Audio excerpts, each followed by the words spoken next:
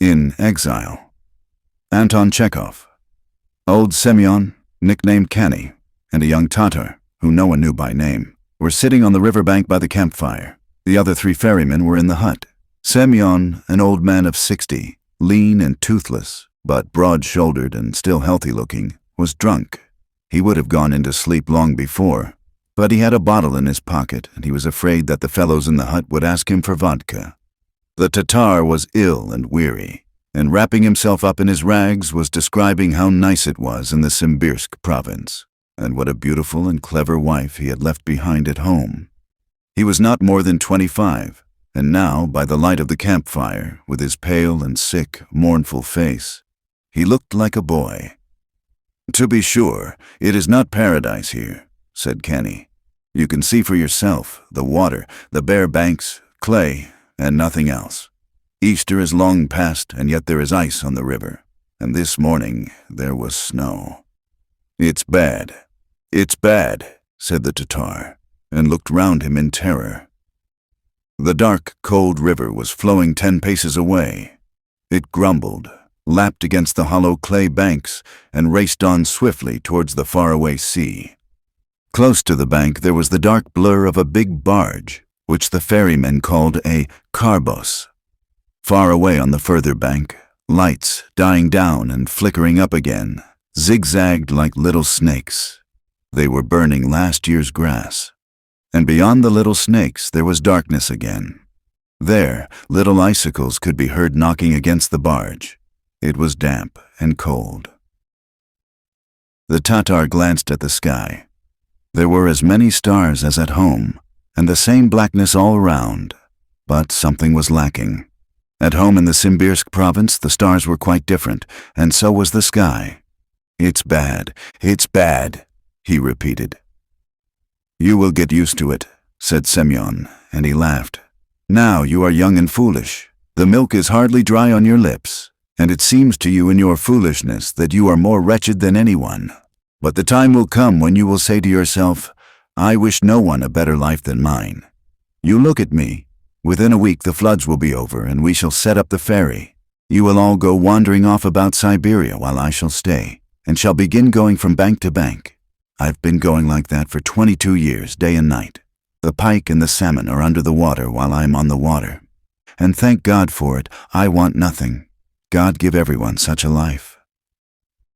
The Tatar threw some dry twigs on the campfire, lay down closer to the blaze, and said, My father is a sick man. When he dies, my mother and wife will come here. They have promised. And what do you want your wife and mother for? Asked Kenny. That's mere foolishness, my lad. It's the devil confounding you, damn his soul. Don't you listen to him, the cursed one. Don't let him have his way. He is at you about the women, but you spite him. Say, I don't want them. He is on at you about freedom, but you stand up to him and say, I don't want it. I want nothing, neither father nor mother, nor wife, nor freedom, nor post, nor paddock. I want nothing, damn their souls. Semyon took a pull at the bottle and went on. I am not a simple peasant, not of the working class, but the son of a deacon, and when I was free I lived at Kursk. I used to wear a frock coat, and now I have brought myself to such a pass that I can sleep naked on the ground and eat grass. And I wish no one a better life. I want nothing, and I am afraid of nobody. And the way I look at it is that there is nobody richer and freer than I am. When they sent me here from Russia, from the first day I stuck it out, I want nothing. The devil was at me about my wife and about my home and about freedom, but I told him, I want nothing. I stuck to it, and here you see I live well, and I don't complain. And if anyone gives way to the devil and listens to him, if but once, he is lost. There is no salvation for him. He is sunk in the bog to the crown of his head and will never get out. It is not only a foolish peasant like you, but even gentlemen, well-educated people, are lost. 15 years ago they sent a gentleman here from Russia. He hadn't shared something with his brothers and had forged something in a will. They did say he was a prince or a baron, but maybe he was simply an official. Who knows? Well, the gentleman arrived here, and first thing he bought himself a house and land in Muhortinskoye. I want to live by my own work, says he, in the sweat of my brow. For I am not a gentleman now, says he, but a settler. Well, says I, God help you, that's the right thing. He was a young man then, busy and careful. He used to mow himself and catch fish and ride 60 miles on horseback. Only this is what happened. From the very first year he took to riding to Girino for the post. He used to stand on my ferry and sigh, Semyon. How long it is since they sent me any money from home. You don't want money, Vasily Sergeyich, says I. What use is it to you? You cast away the past and forget it as though it had never been at all, as though it had been a dream, and begin to live anew. Don't listen to the devil, says I. He will bring you to no good. He'll draw you into a snare. Now you want money, says I, but in a very little while you'll be wanting something else, and then more and more. If you want to be happy, says I, the chief thing is not to want anything. Yes, says I, if fate has wronged you and me cruelly, it's no good asking for her favor and bowing down to her. But you despise her and laugh at her, or else she will laugh at you. That's what I said to him. 2 years later, I ferried him across to this side, and he was rubbing his hands and laughing. I am going to Girino to meet my wife, says he. She was sorry for me, says he. She has come. She is good and kind. And he was breathless with joy. So a day later he came with his wife, a beautiful young lady in a hat. In her arms was a baby girl, and lots of luggage of all sorts. And my Vasily Sergeyich was fussing round her. He couldn't take his eyes off her and couldn't say enough in praise of her. Yes, brother Semyon, even in Siberia people can live. Oh, all right, thinks I. It will be a different tale presently. And from that time forward he went almost every week to inquire whether money had not come from Russia. He wanted a lot of money. She is losing her youth and beauty here in Siberia for my sake, says he, and sharing my bitter lot with me, and so I ought, says he, to provide her with every comfort. To make it livelier for the lady, he made acquaintance with the officials and all sorts of riff-raff. And of course, he had to give food and drink to all that crew, and there had to be a piano and a shaggy lapdog on the sofa. Plague take it. Luxury, in fact, self-indulgence. The lady did not stay with him long. How could she? The clay, the water, the cold. No vegetables for you, no fruit. All around you ignorant and drunken people and no sort of manners. And she was a spoilt lady from Petersburg or Moscow. To be sure, she moped. Besides, her husband, say what you like, was not a gentleman now, but a settler, not the same rank.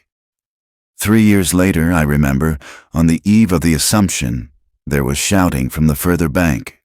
I went over with the ferry, and what do I see but the lady, all wrapped up, and with her a young gentleman, an official, a sledge with 3 horses. I ferried them across here. They got in and away like the wind. They were soon lost to sight, and towards morning Vasily Sergeyich galloped down to the ferry. Didn't my wife come this way with a gentleman in spectacles, Semyon? She did, said I. You may look for the wind in the fields. He galloped in pursuit of them. For 5 days and nights he was riding after them. When I ferried him over to the other side afterwards, he flung himself on the ferry and beat his head on the boards of the ferry and howled. So that's how it is, says I. I laughed and reminded him, people can live even in Siberia. And he beat his head harder than ever. Then he began longing for freedom. His wife had slipped off to Russia, and of course he was drawn there to see her and to get her away from her lover. And he took my lad to galloping almost every day, either to the post or the town to see the commanding officer. He kept sending in petitions for them to have mercy on him and let him go back home. And he used to say that he had spent some 200 rubles on telegrams alone. He sold his land and mortgaged his house to the Jews. He grew gray and bent and yellow in the face, as though he was in consumption. If he talked to you, he would go, ki, and there were tears in his eyes. He kept rushing about like this with petitions for 8 years, but now he has grown brighter and more cheerful again. He has found another whim to give way to. You see, his daughter has grown up. He looks at her, and she is the apple of his eye. and to tell the truth, she is all right. Good-looking, with black eyebrows and a lively disposition. Every Sunday he used to ride with her to church in Yerino. They used to stand on the ferry, side by side. She would laugh, and he could not take his eyes off her. "Yes, Semyon," says he, "people can live even in Siberia. Even in Siberia there is happiness." "Look," says he, "what a daughter I have got. I warrant you wouldn't find another like her for 1,000 versts round. Your daughter is all right," says I. "That's true, certainly." But to myself I thought, wait a bit, the wench is young, her blood is dancing, she wants to live, and there is no life here. And she did begin to pine, my lad. She faded and faded, and now she can hardly crawl about. Consumption. So you see what Siberian happiness is, damn its soul. You see how people can live in Siberia. He has taken to going from one doctor to another and taking them home with him. As soon as he hears that 200 or 300 miles away there is a doctor or a sorcerer, he will drive to fetch him. A terrible lot of money he spent on doctors, and to my thinking he had better have spent the money on drink. She'll die just the same. She is certain to die, and then it will be all over with him. He'll hang himself from grief or run away to Russia. That's a sure thing. He'll run away and they'll catch him. Then he will be tried, sent to prison. He will have a taste of the lash. "Good, good," said the Tatar, shivering with cold. "What is good?" asked Kani. "His wife, his daughter. What of prison and what of sorrow? Anyway, he did see his wife and his daughter. You say want nothing, but nothing is bad. His wife lived with him 3 years. That was a gift from God. Nothing is bad, but 3 years is good. How not understand?" Shivering and hesitating, with effort picking out the Russian words of which he knew but few, the Tatar said that God forbid one should fall sick and die in a strange land, and be buried in the cold and dark earth. That if his wife came to him for 1 day, even for 1 hour, that for such happiness he would be ready to bear any suffering and to thank God. Better 1 day of happiness than nothing. Then he described again what a beautiful and clever wife he had left at home. Then, clutching his head in both hands, he began crying and assuring Semyon that he was not guilty and was suffering for nothing. His 2 brothers and an uncle had carried off a peasant's horses and had beaten the old man till he was half dead, and the commune had not judged fairly, but had contrived a sentence by which all the 3 brothers were sent to Siberia, while the uncle, a rich man, was left at home. "You will get used to it," said Semyon. The Tatar was silent and stared with tear-stained eyes at the fire. His face expressed bewilderment and fear, as though he still did not understand why he was here in the darkness and the wet beside strangers, and not in the Simbirsk province. Kani lay near the fire, chuckled at something, and began humming a song in an undertone. "What joy has she with her father," he said a little later. "He loves her and he rejoices in her, that's true. But mate, you must mind your P's and Q's with him. He is a strict old man, a harsh old man. And young wenches don't want strictness. They want petting and ha-ha-ha and ho-ho-ho and scent and pomade. Yes. Life, sighed Semyon, and he got up heavily. The vodka is all gone, so it is time to sleep. Eh? I am going, my lad. Left alone, the Tatar put on more twigs, lay down and stared at the fire. He began thinking of his own village and of his wife. If his wife could only come for a month, for a day, and then if she liked, she might go back again. Better a month or even a day than nothing. But if his wife kept her promise and came, what would he have to feed her on? Where could she live here? If there were not something to eat, how could she live? The Tatar asked aloud. He was paid only 10 kopecks for working all day and all night at the oar. It is true that travelers gave him tips for tea and for vodkas, but the men shared all they received among themselves and gave nothing to the Tatar, but only laughed at him. And from poverty, he was hungry, cold, and frightened. Now, when his whole body was aching and shivering, he ought to go into the hut and lie down to sleep, but he had nothing to cover him there, and it was colder than on the river bank. Here he had nothing to cover him either, but at least he could make up the fire. In another week, when the floods were quite over and they set the ferry going, none of the ferrymen but Semyon would be wanted, and the Tatar would begin going from village to village begging for alms and for work. His wife was only 17. She was beautiful, spoilt, and shy. Could she possibly go from village to village begging alms with her face unveiled? No, it was terrible even to think of that. It was already getting light. The barge, the bushes of willow on the water, and the waves could be clearly discerned, and if one looked round, there was the steep clay slope. At the bottom of it, the hut thatched with dingy brown straw, and the huts of the village lay clustered higher up. The cocks were already crowing in the village. The rusty red clay slope, the barge, the river, the strange, unkind people. Hunger, cold, illness. Perhaps all that was not real. Most likely it was all a dream, thought the Tatar. He felt that he was asleep and heard his own snoring. Of course he was at home in the Simbirsk province, and he had only to call his wife by name for her to answer. And in the next room was his mother. What terrible dreams there are, though. What are they for? The Tatar smiled and opened his eyes.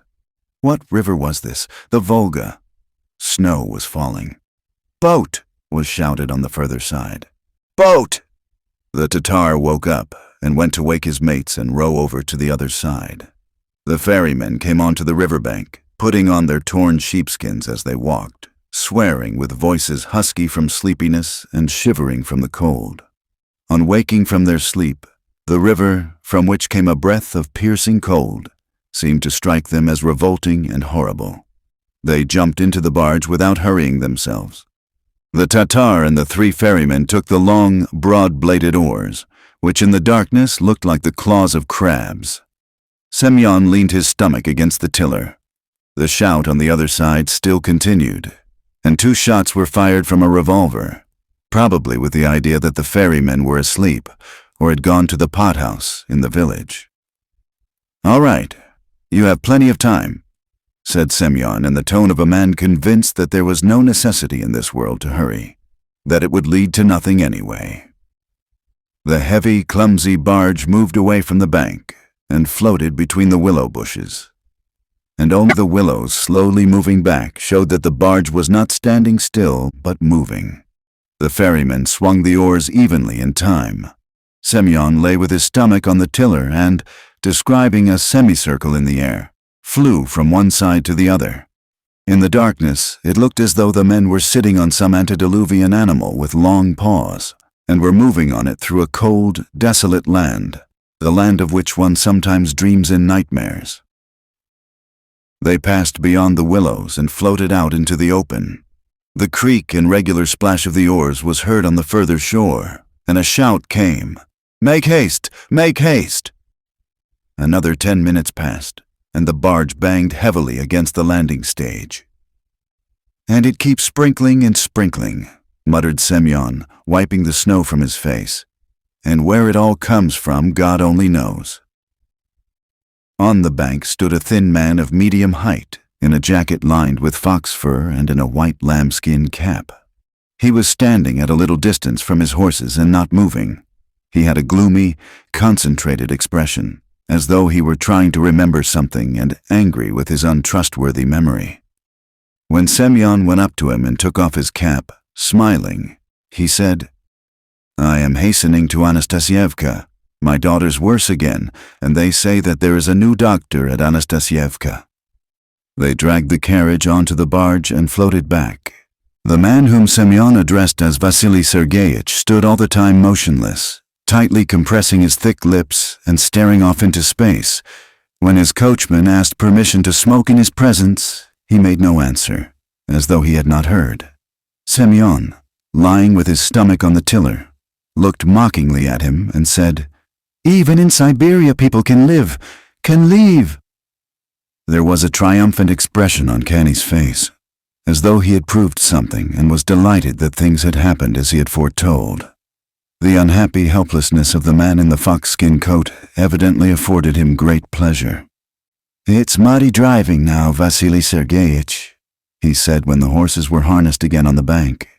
"You should have put off going for another fortnight when it will be drier, or else Not have gone at all. If any good would come of your going. But as you know yourself, people have been driving about for years and years, day and night, and it's always been no use. That's the truth. Vasily Sergeyich tipped him without a word, got into his carriage, and drove off. "There, he has galloped off for a doctor," said Semyon, shrinking from the cold. "But looking for a good doctor is like chasing the wind in the fields or catching the devil by the tail. Plague take your soul! What a queer chap! Lord forgive me, a sinner." The Tatar went up to Kani and, looking at him with hatred and repulsion, shivering and mixing Tatar words with his broken Russian, said, "He is good, but you are bad. You are bad.